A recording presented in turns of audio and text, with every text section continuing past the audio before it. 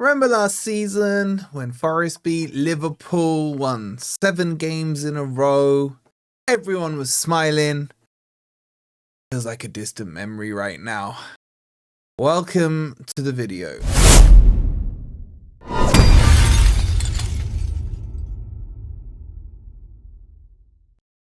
Hi guys, hope you're doing well and welcome to another video where we're going to be talking about this crap. Forest 0, Sunderland 1. And how much time has Ange actually got? Before we get into it, as always, please don't forget to hit the like button. Make sure you're subscribed as well if you're new. Thank you to everyone who grabbed me a coffee yesterday. Boy, did I need it. You can scan that QR code or click on the link that's pinned. Okay, look, let's jump straight into this because there's a lot to discuss and my mood hasn't improved from yesterday. I don't know what it was about that game yesterday, but it really has pissed me off. Like, I'm in the mindset now of every player, apart from Nico Williams and Anderson, is crap until they prove to me otherwise. And that includes the manager as well. You're all crap. Now prove to me that you're worthy of me not thinking you're crap. And honestly, I don't really care if that upsets anyone. Because we spent nearly 200 million in the summer. We've put together a deep squad. A squad that apparently can play both Premier League and can play in Europe as well. Yet we've omitted players like Amari Hutchinson from the squad. Einar's injured. Zinchenko would have been out as well. It had no left back. So where's this quality? Where's this step forward that we were meant to see? And it brings us on to the Ange conversation. Now, I'll be honest with you, I'm getting sick of people asking me, am I Ange in, am I Ange out? I'm actually not one way or the other, nor am I on the fence. I don't really care who the manager of Forest is as long as they're doing a good job. If the manager's not doing a good enough job, then Marinakis will get rid of him and he'll bring someone else in who he thinks will do it. What I will say on Ange is he needs to be careful. This isn't Spurs. This isn't a club where mediocrity is accepted from the ownership. This is a club where there are principles and standards. We see them with our 2 stars. Okay? This isn't Spurs. So he doesn't get the luxury of throwing the Premier League, finishing 17th, but it's okay, I'm going to win Europa. He won't get to a Europa League final with Marinakis. So for me, Ange in or Ange out, it doesn't matter. He will get himself sacked or he will play himself into the role. That's now down to him. But he needs to get a win. And it doesn't get any easier. In fact, it gets harder.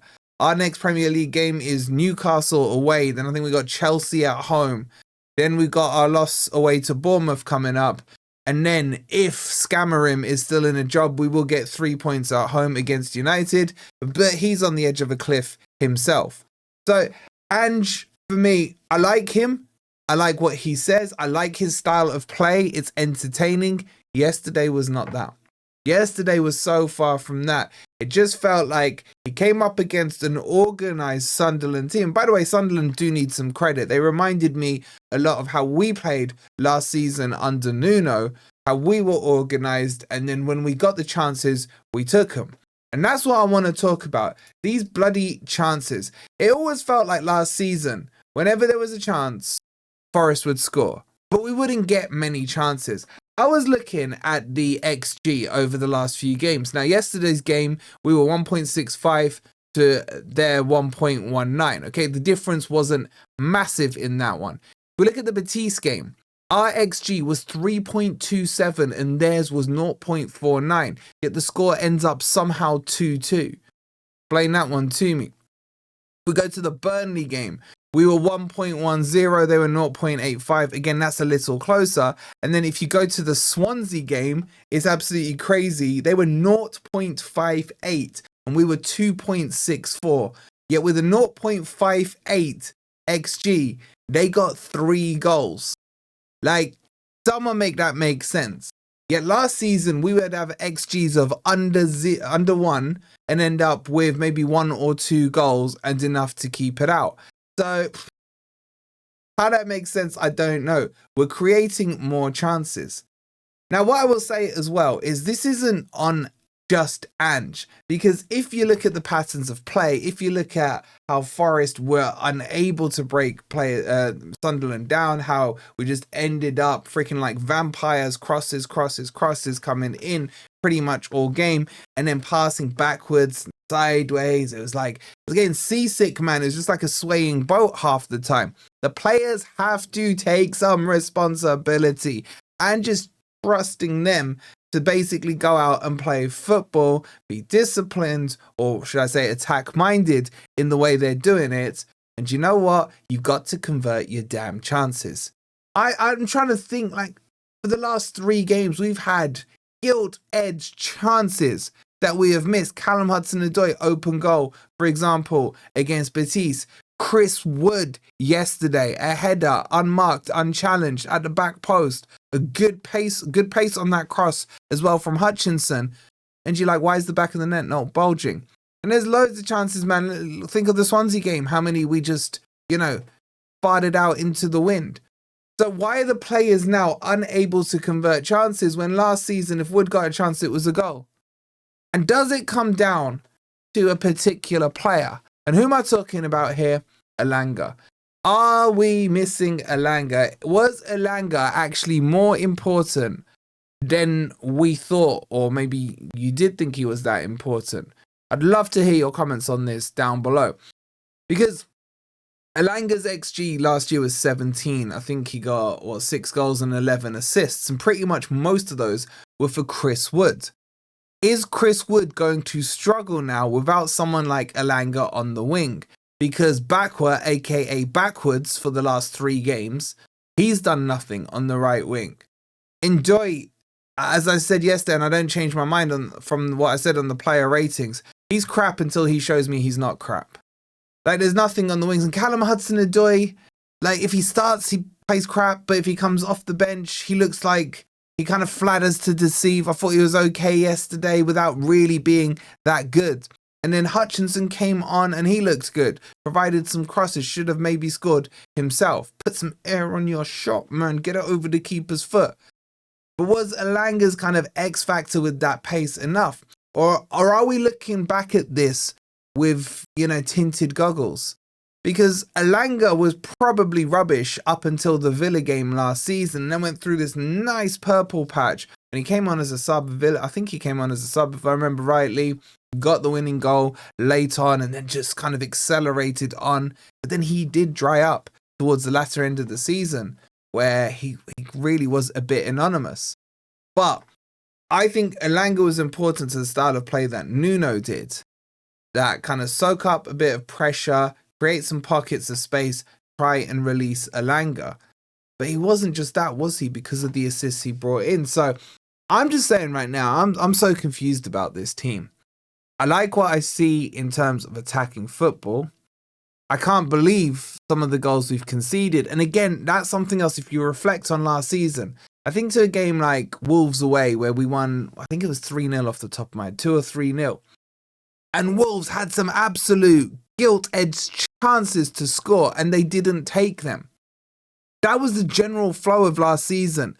Teams were missing some easy shots, or Sells was pulling out some worldy saves, and then Forest would just boom, counter punch and get the goal. It feels like the polar opposite right now, where a team can centre backs are scoring against us since Ange has been in on a regular basis. Swansea and yesterday, centre backs having worldy shots against us, as we saw at Swansea.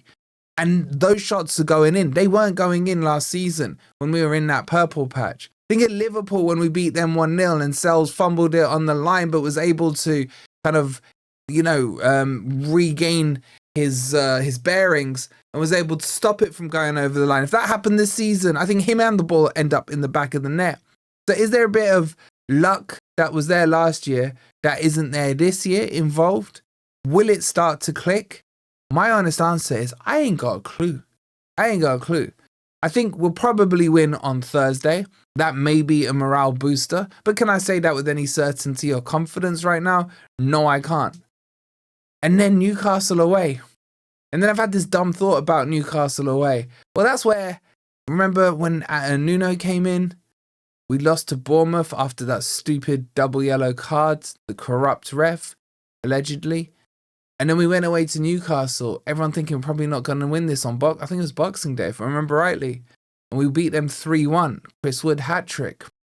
Is Newcastle away the kind of game we need where maybe the fan expectation lowers a bit, and that's where Forest tend to produce when you just don't expect that they will? Or is it going to be an absolute slapping? No idea. But Ange needs to get a win. 5 without a win. I think he's the only Forest manager in like friggin' last 70, 80 years to not do that. Even McLeish got a win, for God's sake. So Ange, you need to get a win because the pressure is ramping up. Not necessarily from me, but I've seen it in the fan base. I've seen it in your guys' comments. I've seen it in the polls we've done and things like that. But how long are you guys giving Ange before enough is enough? Or has he reached your threshold already? Let me know that as well in the comments. We'll be back for Grumpy Old Reds tonight. I think it'll be 7:30, so make sure you tune in. I've spoken briefly with some of the boys, and they're pretty pissed. So grab your popcorn. We'll see you then. Make sure you've hit the like button. Make sure you're subscribed. If you haven't seen the player ratings from yesterday, I'll leave it on the end screen where, yeah, I did lose my head a bit, but I don't care. We'll see you tonight. New Reds.